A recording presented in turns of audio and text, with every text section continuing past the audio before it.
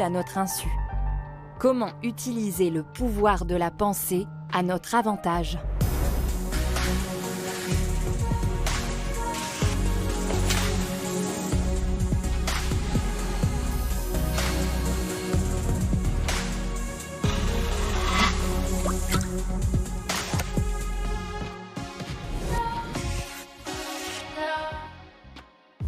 Für wie das exakt zu funktionieren hat. 15 minutes or so. And that's to ensure that they look at the clock. Now, for a third of the people, we had the clock going twice as fast as real time. For a third of the people... Sanglé dans la machine, Juliano Pinto, un adolescent paraplégique, a donné le coup d'envoi de la Coupe du monde de foot à Sao Paulo et a même pu sentir le ballon. Aujourd'hui, les interfaces cerveau-machine permettent de contrôler des prothèses, mais aussi des drones et même des avions. Et Miguel Nicolelli s'est allé plus loin. Il y a quelques années, il a doté des rats d'un sixième sens. Grâce à une neuroprothèse, ils pouvaient sentir des rayons infrarouges avec leur moustache. En 2015, il a interconnecté le cerveau de 3 singes pour les rendre capables d'accomplir une tâche impossible à faire seuls. Depuis, l'expérience a même été renouvelée avec des humains. In Brazil, 2 human beings merged their brain activity to play a game together. Things moved pretty quickly in the last 20 years. Impressionnant et inquiétant. Si les progrès se poursuivent à cette vitesse et qu'il devient presque banal d'interconnecter des cerveaux humains afin d'augmenter nos performances, qu'allons-nous devenir ? Est-ce qu'en modifiant nos capacités, on risque aussi de changer ce qui fait de nous des êtres humains ?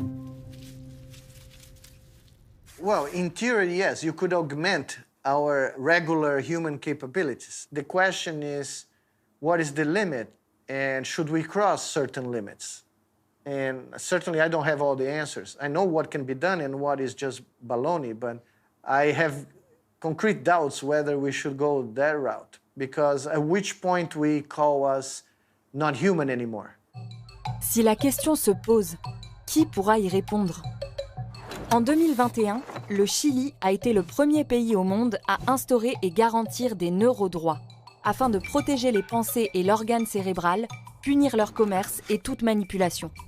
En France, les technologies qui modifient le cerveau peuvent être interdites, et l'imagerie cérébrale n'est autorisée qu'à des fins médicales ou de recherche scientifique.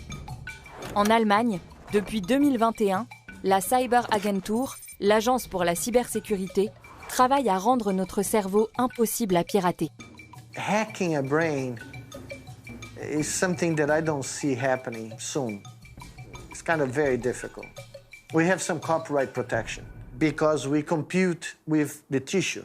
Die Vorstellung, wie von Elon Musk beispielsweise, dass man einen Gedanken ganz gezielt auslesen kann oder dass man einen Chip ins Gehirn reinsetzt, um damit Intelligenz, Kreativität oder bestimmte geistige Zustände zu katalysieren, das ist sehr viel mehr Fiction als echte Science. Und das wird weder zu unseren Lebzeiten noch zu den Lebzeiten von Elon Musk so durchführbar sein. It's absolutely baloney. That doesn't make any sense because the brain is not a digital machine. You're never going to learn French by plugging something in your brain and uploading French grammar. Impossible donc de pirater notre cerveau, pour l'instant. Mais aux États-Unis, le grand public a déjà accès à de nombreux appareils de neurofeedback. Ils promettent d'optimiser la puissance mentale et la concentration afin d'être plus productifs ou de mieux réfléchir. Côté militaire, l'OTAN estime que la militarisation des neurosciences ne sera pas d'actualité avant 2050. Mais de son côté, début 2022, le Pentagone a reproché à la Chine de développer des armes de contrôle cérébral offensives. Faut-il se méfier des neurosciences ? My goal is strictly limited to medicine. However, for people like myself who invented something, you certainly have no control whatsoever. I'll never accept the idea that some people in America have, for instance, some scientists who have no qualms about using brain-machine interfaces to develop weapons. I don't share that enthusiasm at all. Rather the opposite. I'm totally against the militarization of the brain. A huge set of ethical issues that would have to be widely discussed. Who have access to it? Everybody or just an elite? what is going to be the difference between a human that is augmented in terms of political power, economic power, versus those that remain just human. Alors que la science commence à peine à discerner le pouvoir de l'esprit et comment le contrôler, certains s'appliquent déjà à développer des technologies pour le manipuler. La confidentialité et la liberté de nos pensées ne sont pas encore remises en question. Mais si